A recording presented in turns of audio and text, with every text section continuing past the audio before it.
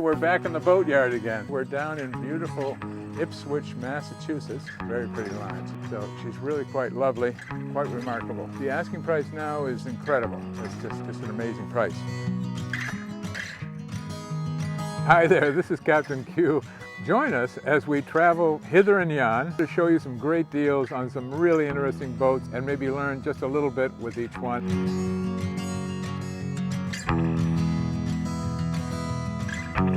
We're down in beautiful Ipswich, Massachusetts. Founded in 1633, known for the Gatsby-esque crane estate. We wend our way through the bucolic countryside. We find the Greens Point Boatyard. Hey, Randy. Hey there. What do you say? We're back in the boatyard again. I love it. And one of these boats is our boat for the day. This is Perolandra out of Ipswich, Mass. A lovely Allied Seabreeze 35-footer. It's a great design, and it was designed by one of the best design houses in the world, Sparkman Stevens. She was built in 1966.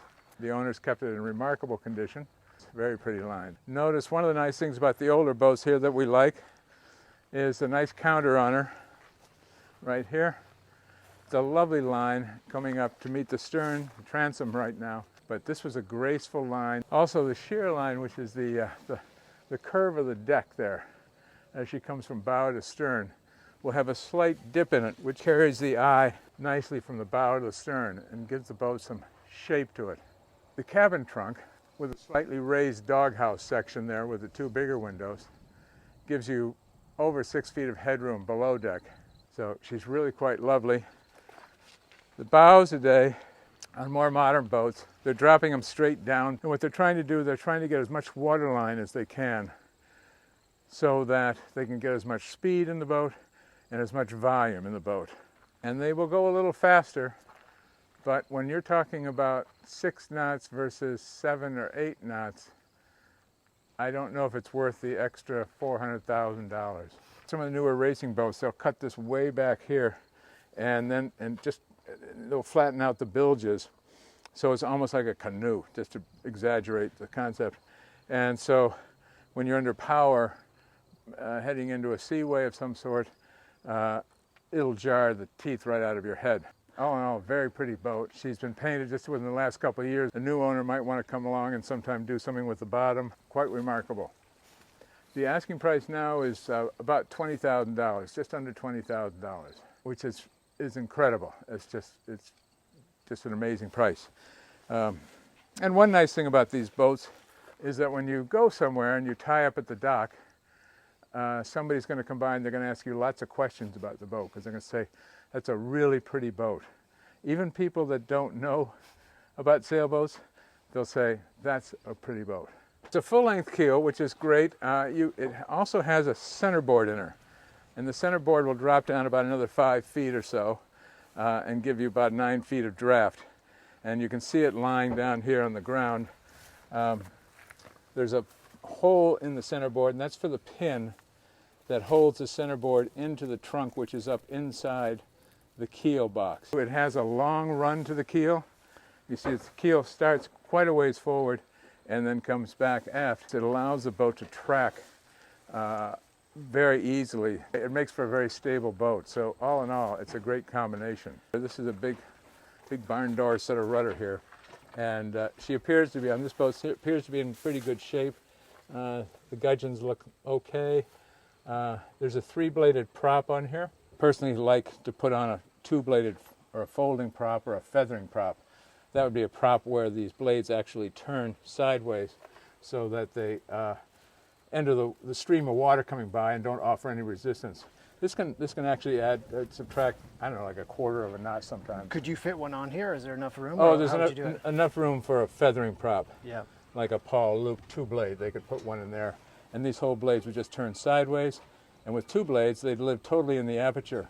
So water would come by and just not bump into anything. This boat has been well loved for the last 14 years. He's actually painted the hull 3 different times. He's worked on the engine.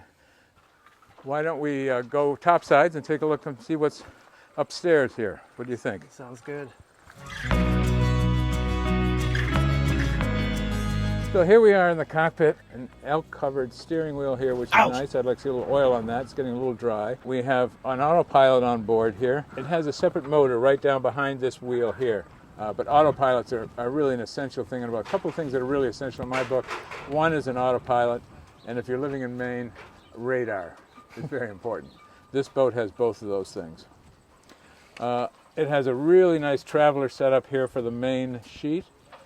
With all new lines on it, new Dacron lines for controlling the traveler.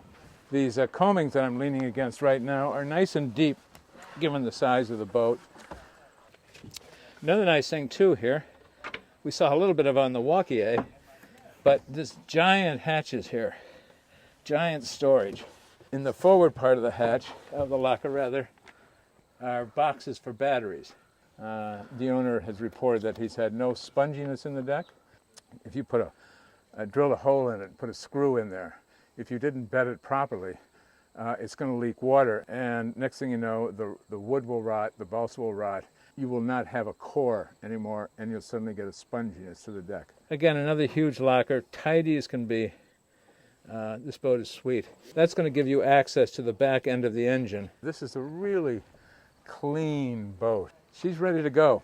Notice the teak grate here. You don't see this very much anymore, but this is all teak, and it gives you something for your foot to grip, and the water will drain out of here down scuppers and keep it nice and dry for you. This is the nub for the winch handle that raises and lowers the centerboard. Let's go below, take a look around.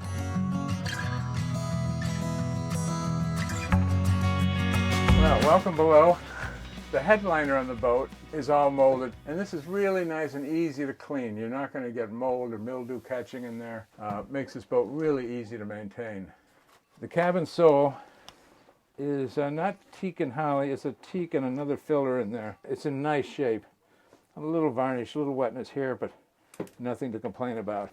Underneath the carpeting here, give you access to the bilge. Now that's part of the centerboard box right there. In today's 35-footers, you'll probably find a chart table over here, and there'd be more width and more beam in the boat carried further aft. This is a small thing here, but there's a cover on this sink. And if you notice the proximity of the sink to the companionway, obviously if the boat's heeling over on a starboard tack, you're going to come through the companionway and your body's going to want to try and put its foot into the sink. And a lot of builders back then would just leave that open and hope that people didn't do something. So they put a cover on it. We can stick our nose in the engine room and just take a quick peek at that. There's a nice big hatch here, and you'll see how well the owner has maintained it and kept it clean, fresh wiring. Oh, the whole engine's been rewired this past winter. So this can drop down and make a double bed right here in the main cabin. On the other side, the settee expands and even further and gives you a nice sea berth down here. Most of the woodwork down here has been just left raw. That's very nice. Anyway, underneath that, storage. And then above, we've got lockers here, very dry lockers. But they're good wide berths.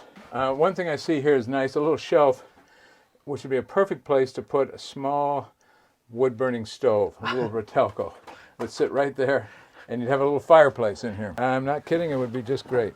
Oh, here's our liquor cabinet on this boat. Nice size locker here, about 3 feet wide. Put your foul weather gear, your Sunday best. Behind me is the head, and it has a grate on the floor, which indicates it might take a shower arrangement in there, but still it's nice size and in reasonably good condition. All in all, this boat needs a couple of good long weekends with some soap and water, but she would come up very fresh when you're finished. This is nice too. Notice this door, this just closes right up, which means this boat hasn't been racked in a seaway and twisted in the bulkheads. Now here's a big test. I'm using my human measuring stick here to show you that I'm on a 6-inch cushion, full body width, and I still have inches on both ends. So this berth must be about 6 foot 7 feet long. So she'll sleep 6 people if you want to, or 4 very comfortably. Another set of opening ports here. So there's a lot of ventilation on this boat. 6 opening ports and 2 big hatches. Really a nice old school boat. Low maintenance. 50 years old, in great condition, well maintained. She really is. I would love to own this boat, actually. I think she's a sweetheart. That's a bargain.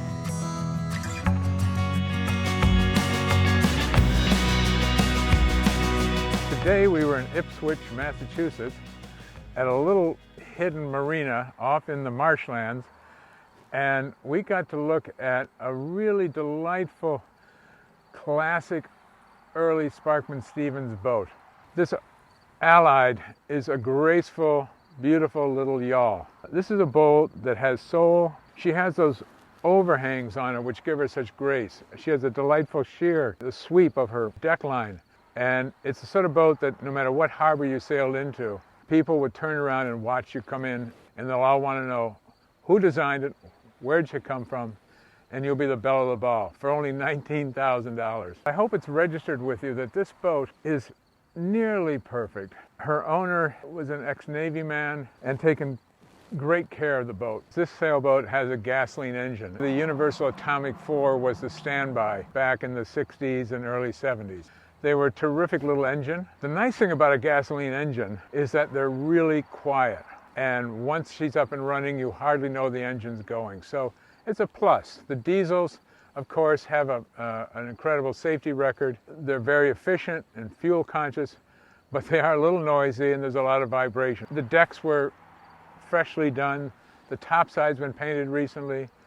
The bottom you could probably sandblast or scrape down to put on a fresh coat of paint, but you would do that almost every year anyway. Everything about the boat has just been well laid out and taken care of and thought through by the owner. That's what makes this boat so special, because she's ready to go. This is a great buy. We recommend it highly. I'm actually on our rating scale, remembering that Captain Q loves and appreciates all sailboats, so they're automatically all 10s, I guess, is the way to look at it. But this I would give maybe a 18. I'd go 18 on this boat. That's how much I like it. You want to sail around the world? You could, but you'd have a lot more fun sailing the coast of Maine, going down to the Chesapeake, going off to the Abacos where the draft is limited. And with this centerboard in this boat, you'd be happy to go do that cruising. We'd like to know what you think about it. Drop us a comment. Right down here, there's a little space, and we'd like to hear from you.